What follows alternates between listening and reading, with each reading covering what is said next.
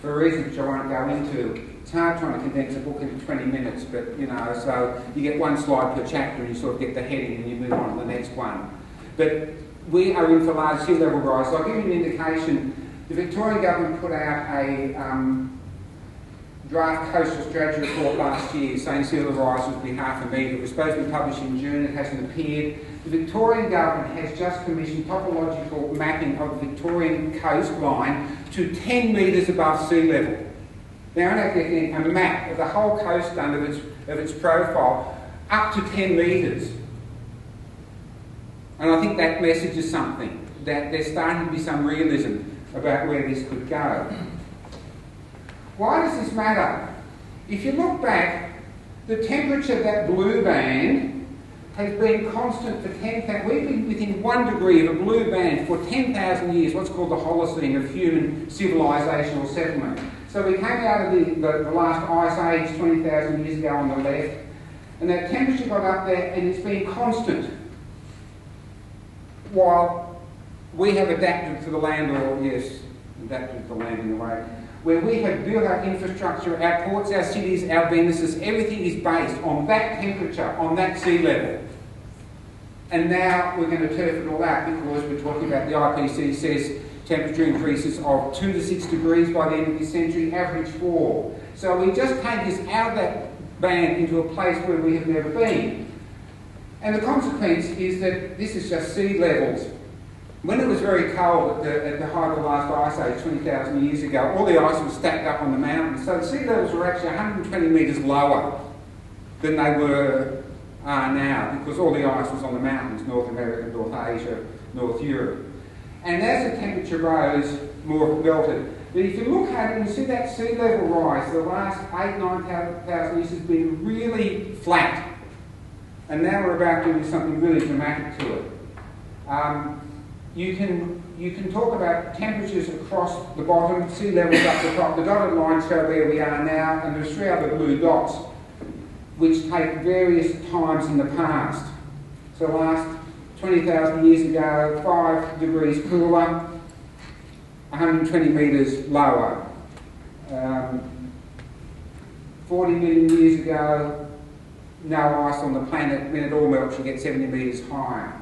And if you're really clever and have sort of got a postgraduate degree, you put a blue line through the dots and come to this amazing realisation that there's this sort of relationship between temperature and sea levels. And yet the IPCC, in all its wisdom, said by 2100 the temperature would be up 3 degrees, but we'd hardly have a sea level rise at all, which is delusionary. Yes, it will take long for those things to melt, but my message is, for the forcings in the system, for the temperatures that we have guaranteed, we're going to be up at the blue line, which destroys most of civilisation where we built it. In Bangladesh, 5 metres will wipe out half the country. I mean, our civilisations, great civilisations, are built on river deltas in the Nile, Shanghai, Mumbai, New York, Florida. I'm joking, but I mean, there are a lot of places which are really vulnerable. Bangkok. So even the one, I mean, 0.5 metre of sea level rise, according to Barry Book at the University of Adelaide, will salinate Kakadu. 0.5 metre will destroy that World Heritage Area. So it's not the big things that are going to happen, but it's even those little things that really have a great effect. The other thing I'll talk about briefly, 2 things. In the Northern Hemisphere, in the cold lands, deep ground area, there is permafrost, permanently frozen ground. There's new research came out in the last 2 weeks which says the amount of carbon in that permafrost is greater than all the carbon in the atmosphere, locked in there. And there's some really spooky research. I had the privilege, I got asked to write an article for Rolling Stone, which was great because it was a different audience, and I decided to write on permafrost. I intended the sentence, the article starts, Kevin Rudd should send Penny Wong to Siberia. Not because it's a place of punishment, because she needs to learn something there. This story is the spookiest of the lot. because the way we are going to trigger the unstoppable loss of permafrost somewhere between 2050 and 2100. If we keep on going the way we are, I don't have enough. And when we do that, it is all over for most people and most species.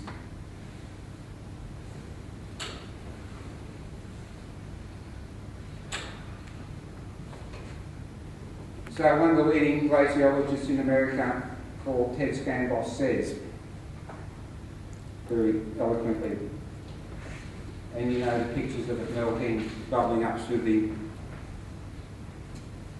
the lakes and so on.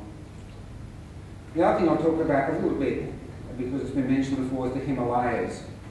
Greenpeace released these pictures 2 years ago. A glacier 40 years ago in the same mountains now.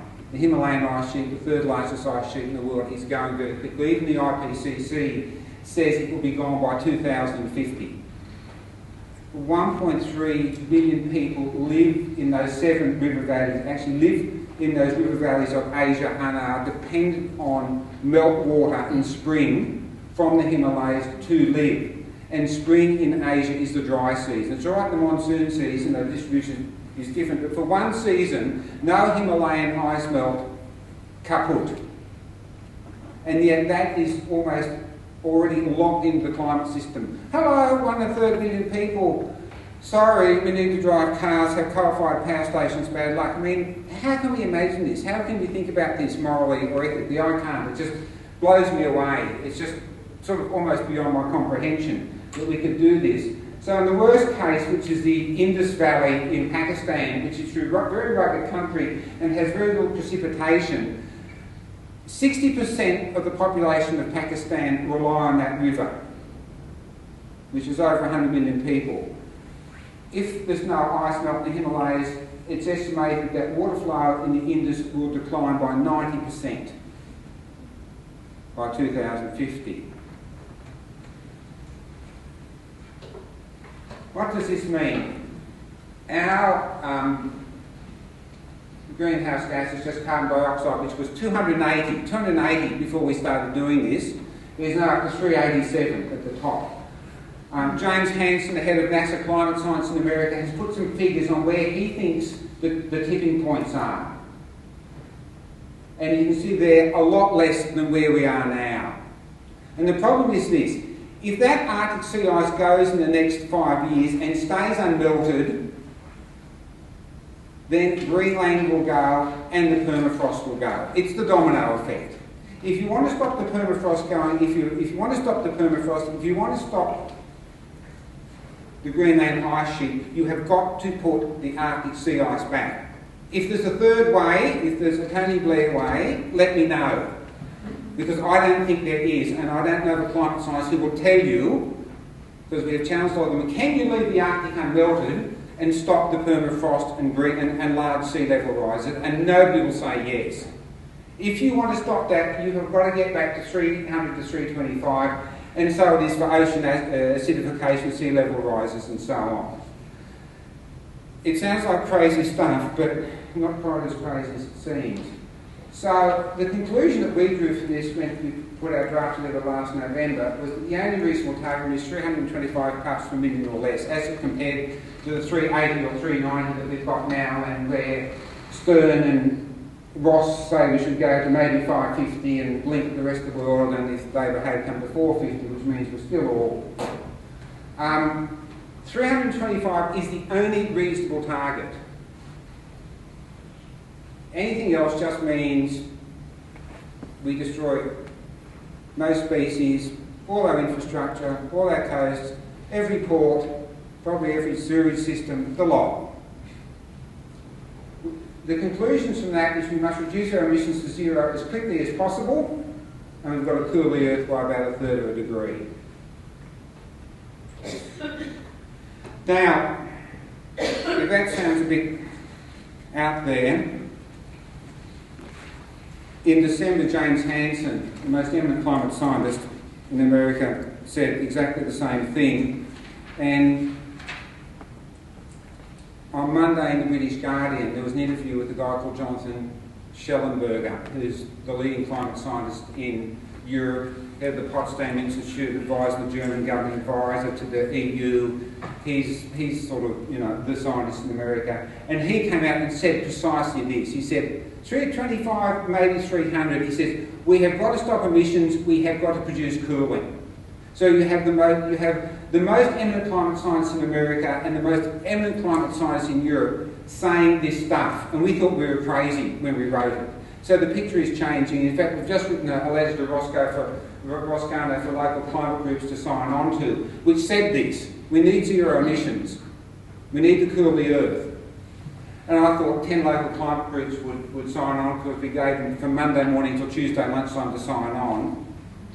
And 6 state-based conservation councils signed on to that statement, which I find really inspiring, because some of those green groups are now recognising that we have to go for science-based targets, not incremental raw dead targets.